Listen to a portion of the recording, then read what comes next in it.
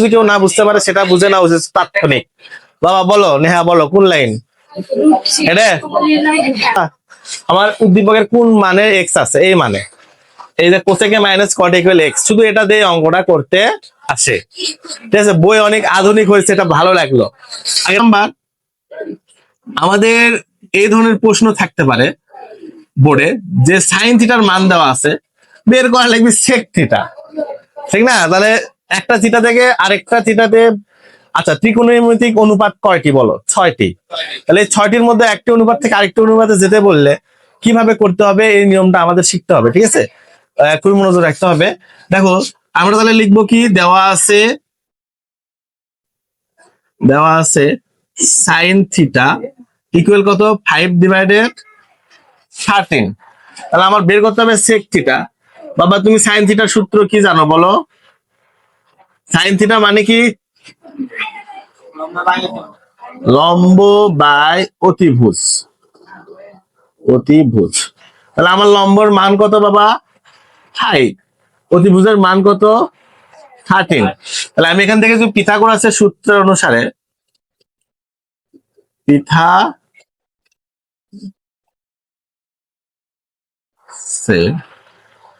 সূত্রানুসারে লিখে দিয়েছিলাম, তোমাদের মনে আছে কিনা? ভূমি যদি ডাইরেক্ট বের করতে চাই তাহলে কি করতে হবে? √/, অতিভুজ স্কয়ার মাইনাস,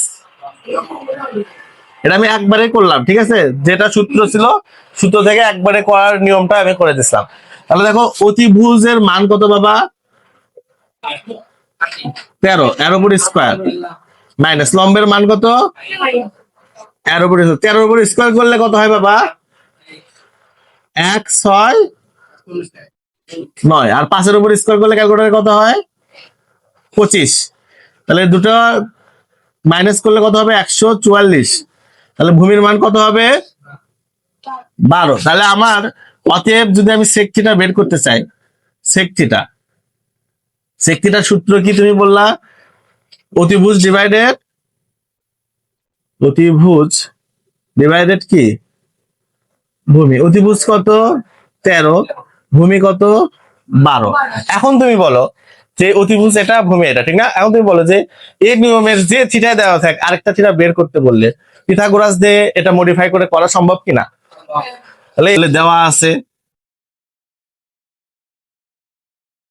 আচ্ছা দেওয়া আছে আমার কি দেওয়া আছে উদ্দীপকে, যেটা কোসেকে মাইনাস কটে ইকুয়াল কি এক্স, বা এখান থেকে অঙ্ক করা শুরু। তাহলে আমার দ্বিতীয় লাইনে কি করবো? এটার সূত্র ভাঙবো। তাহলে কোসেকে মানে কি বাবা? 1/, মাইনাস কটে মানে কি? 1/tan। কিন্তু আমরা ওটা বসাবো না, তাহলে আমার সাইন কস বসাতে হবে। তাহলে কটের আরেকটা সূত্র কি আছে? কস ডিভাইডেড সাইনে। দেখো তোমার একসাথে দুটো প্রশ্ন উত্তর আমি দিয়ে দিলাম। এখন তো এই দুটার মধ্যে এখন কি হবে? লসাগু হবে। তাহলে সাইনের লসাগু কি হবে? তাহলে সাইনে ভাগ করলে কি হবে? 1, এককে মাইনাস সাইনে ভাগ করলে কি হবে? 1 cos 1। তাহলে 1 দিয়ে cos কে গুণ করলে কি হবে? cos a হবে। হ্যাঁ বাবা, বর্গ আছে, তাহলে আমার উভয় পাশে কি করতে হবে? বর্গ করতে হবে। তাহলে বা 1 minus cos a divided sign এর উপর কি করব? হোল স্কয়ার ইকুয়াল এক্স এর উপর কি করলাম? উভয় পাশে বর্গ করে। আচ্ছা, বা উপরেরটা কি হবে? a minus B whole square, নিচেরটা সাইনের উপর স্কয়ার করলে কি হবে? Sine square. আচ্ছা, তাহলে a মাইনাস হোল স্কয়ার, যার উপর স্কয়ার থাকে সেটা কয়বার লেখা যায় বাবা? যার উপর হোল স্কয়ার থাকে সেটা কয়বার লেখা যায়? ওকে, তাহলে সাইন স্কয়ারের সূত্র ভাঙলে কি হবে? 1 মাইনাস cos স্কয়ার এ। আচ্ছা, তাহলে আমি যদি উপরেরটা যা আছে তাই রাখি, ভালো করে লক্ষ্য করো, আমি যদি উপরেরটা যা আছে তাই রাখি, আমার এটা কি? a square minus B square. তাহলে আমি কি লিখবো? a plus B into a minus B. তাহলে a plus B into a minus B. তাহলে আমার কি এই যে মাইনাস বি কেটে যায় না, আমি এই সাইড দিয়ে করে দেবো এখন বাবা। তাহলে বা দেখো এটা কেটে যায়, আমার যা থাকে আমি যোজন বিয়োজন করবো। যোজন বিয়োজনের সূত্র কি বাবা?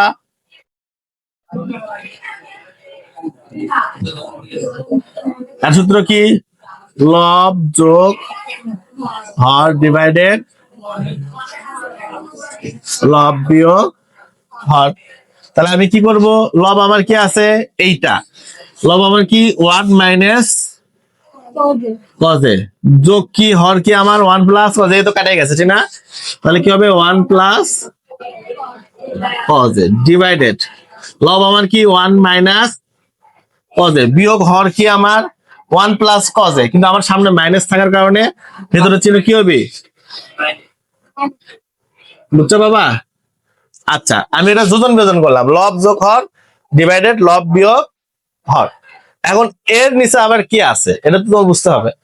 এর নিচে মনে মনে কি আছে 1, তাহলে লব যোগ হর কি হবে? এক্স স্কোয়ার প্লাস 1, আর লব বিয়োগ হর কি হবে? তাহলে এখানে কি কাজ করছো সেটা তুমি লিখবা, তাছাড়া তোমার মনে থাকবে না। যোজন এবং লিখতে হবে বিয়োজন করে, কথাটা বুঝতে পারছো বাবা? এখন দেখো এই প্লাস কজে মাইনাস কজে কি হলো? কেটে গেল, -1 + 1 কেটে গেল। তাহলে আমার উপরে কি থাকে? 1 1 যোগ করলে 2, আর নিচে কি থাকে? -2 কজে।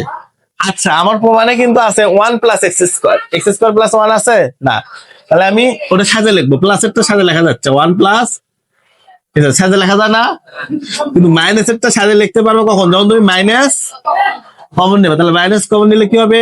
1 প্লাস মাইনাসে মাইনাস x², কিন্তু এই -1টা কি হয়ে গেল? +1, কারণ তুমি মাইনাস কমন নিচ্ছ, তাহলে মাইনাস মাইনাসে প্লাস হবে না। তাহলে দেখো এই যে মাইনাস মাইনাস কেটে গেল, তাহলে 2 2 কেটে গেল, তাহলে উপরে কি থাকে? তাহলে 1 ডিভাইড, এই প্রমাণ তো মিলে গেছে। তাহলে অতএব 1 ডিভাইডেড cos মানে কি? sec a ইকুয়াল এই পাশে কি থাকে? 1 + x² ডিভাইডেড 1 মাইনাস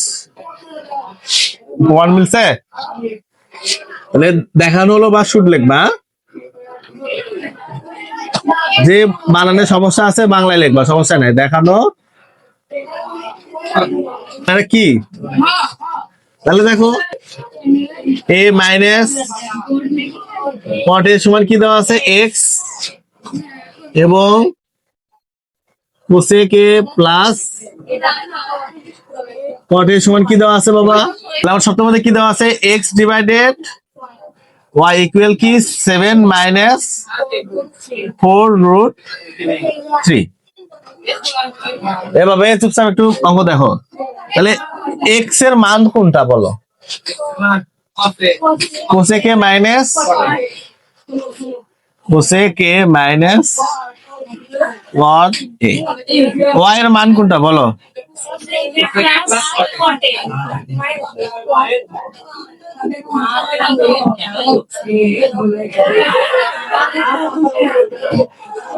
ওই পাশে করবো বাইরে। দেখো কিভাবে বলো? cot a মানে কি? cos divided sin। আচ্ছা তোমরা আমার সাথে সূত্র বলবা। কোসেক মানে কি? রে বাবা, নতুন সূত্র আবিষ্কার। কট মানে কি?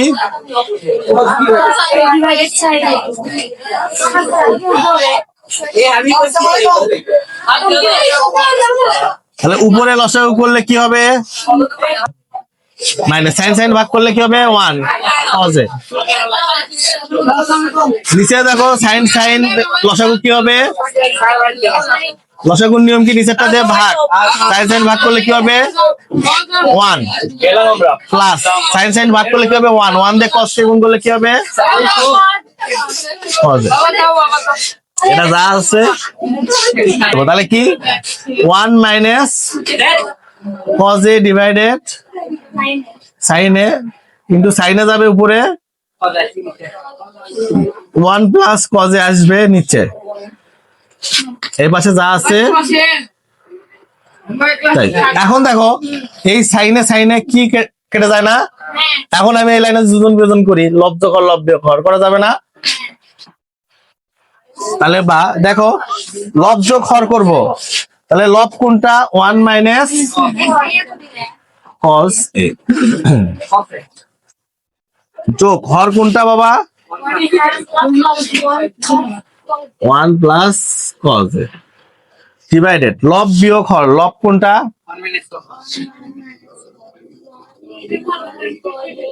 বিয়োগ হর কোনটা?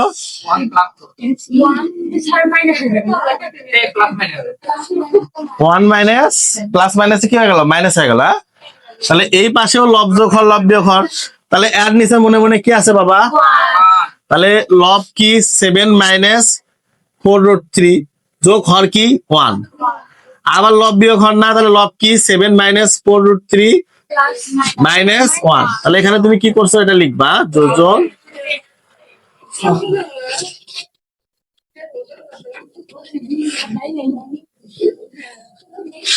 তাহলে বা এই যে প্লাস কজে মাইনাস কজে প্লাস 1 মাইনাস 1 কেটে গেল, 1 1 যোগ করলে কত হবে? আর এটা কি হবে? -2 কজে।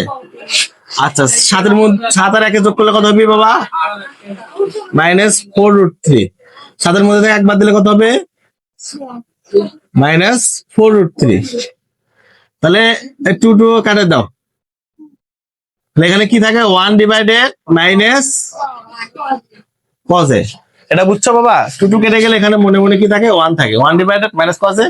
আচ্ছা এখানে কি কমন যায় বাবা? 4 কমন যায়। 4 কমন নিলে কি হবে? 4 2 8 মাইনাস 4 চলে গেলে কমন নিছ, তাহলে এখানে কি থাকে? শুধু √3 থাকে।